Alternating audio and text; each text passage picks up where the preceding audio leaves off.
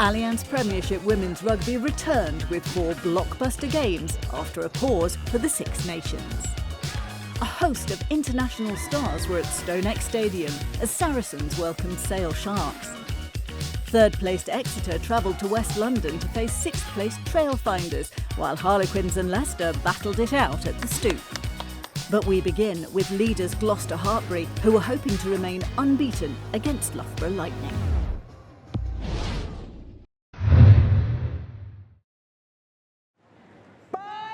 Commentary comes from Nick Heath.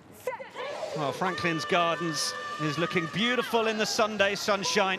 Penalty advantage. There's a penalty advantage already being played. Alex Matthews is going from the base. She's going to be denied initially, but it's there for Hunt now. Under this advantage, Hurd going straight for the line. First blood to the visitors.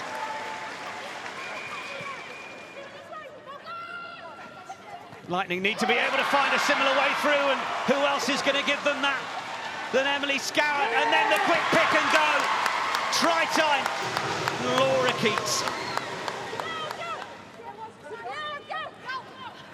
Matthews controlling it at the base, picking it up, and absolutely no match defensively. Cabea helping transfer it back for Muller. Can they get the right amount and go forward? Can they get down over the line? It is the try. Maya Muller certainly had the ball. Okay, take a step. Allcroft unable to quite get there. Bethan Lewis got the support on the outside. It's Alex Matthews.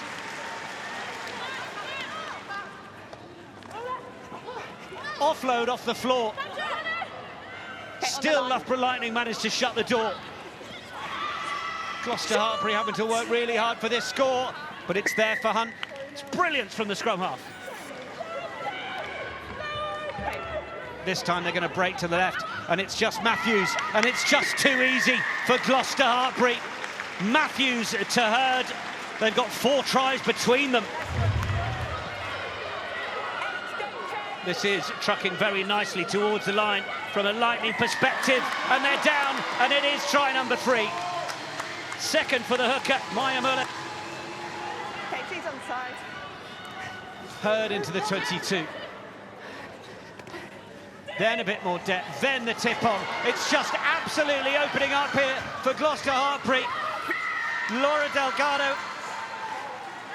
Blackburn has a look to the left, just one option out there in Hurd, but Else striving for the line. Hands up. Penalty advantage. Going in search of a 4th try. And that precious bonus point. Time off, guys. Time off. That might just go through to the whitewash. Try is given. Kath O'Donnell has secured a 4-try bonus point. Good take. Neve Jones is at the back of this. It's absolutely rumbling to the line. It's going to be the score. Neve Jones.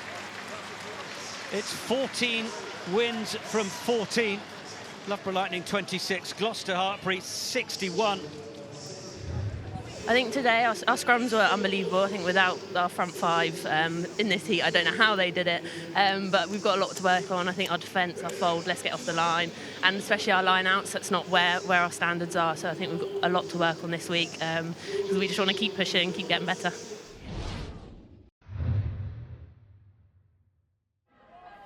To Stonex Stadium now, and after their triumph in the Allianz Cup, Saracens look to accelerate their push for a double. They were at home to bottom-of-the-table Sale Sharks. The visitors had threatened in the opening stages, but Jess Breach gave Sarries the advantage early on, scoring 2 tries in the first 7 minutes of play. The England international's second demonstrated the determination of the London side, who'd been beaten just twice this league campaign. They lost and regained possession, with Breach charging down the box kick and breaking through to score. Real style and resolve from the 26-year-old winger. Sarries wrapped up the bonus point with 2 more tries before Niamh Swales hit back for Sale, only for Saracens to cross over again before the break. Tyche Harper reduced the deficit in the second half, which inspired a mini comeback as Sian Jones raced over before the hour mark. Vicky Irwin added the extras to make it a 12-point game. Donna Rose then crossed again for the hosts, and in the closing stages, the second-placed side showed no signs of slowing down. Sydney Gregson and later Georgia Evans ensured that this was a resounding victory for Saracens. 54-21, the final score.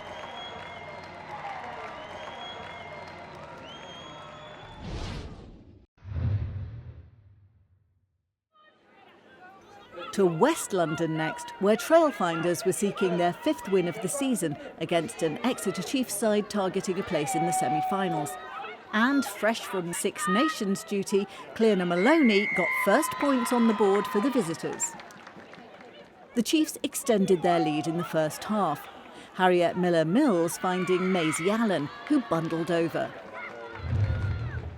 Trailfinders' Elisa Rifano received a yellow card soon after the break, and that gave Exeter an added boost. A smooth, flowing move and Robin Wilkins crossed the line.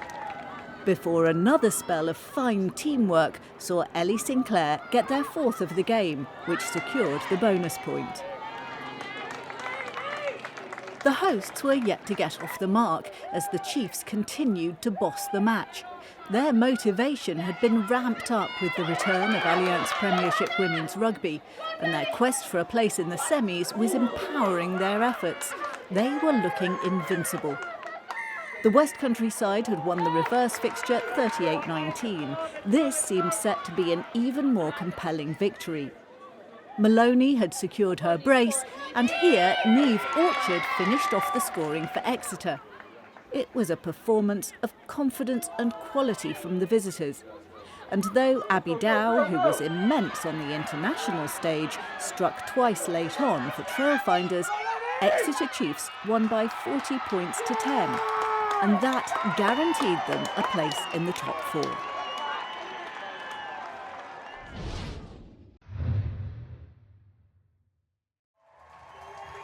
Finally to Twickenham, where Shauna Brown was making her 100th appearance for Harlequins, who were hosting Leicester Tigers.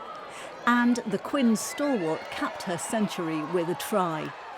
34-year-old Brown is a real role model, one of the first full-time professional women rugby players and a former England international.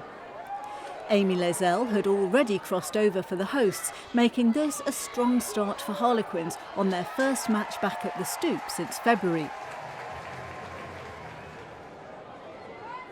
The Tigers fought back, neat movement from a scrum, and Francesca McGee got the score, though Quins struck again before the interval. It's been a difficult season for the London club, but they seemed in fine form here, and Ella Cromack, already influential in this game with her passes and kicks, secured the quarter's bonus point in the 42nd minute.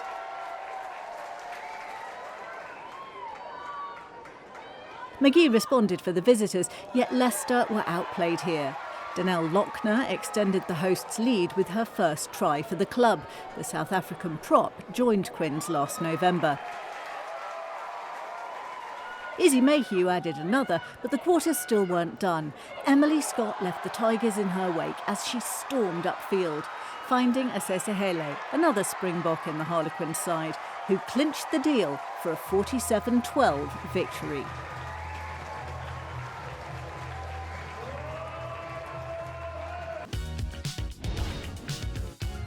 Confirmation of the results from round 15 then. The highest scorers were Gloucester-Hartpury, who overcame Loughborough.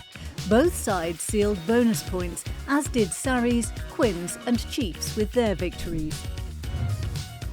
Exeter's result guarantees them a top 4 spot this season. They join the reigning champions, Saracens and Bristol in the semi-finals. The Bears' place was sealed after Lightning's loss. And Bristol are back in action next time out. They host Leicester Tigers. Lightning and Gloucester are both at home, and our live game sees Exeter Chiefs host Sarens in an important top 4 clash.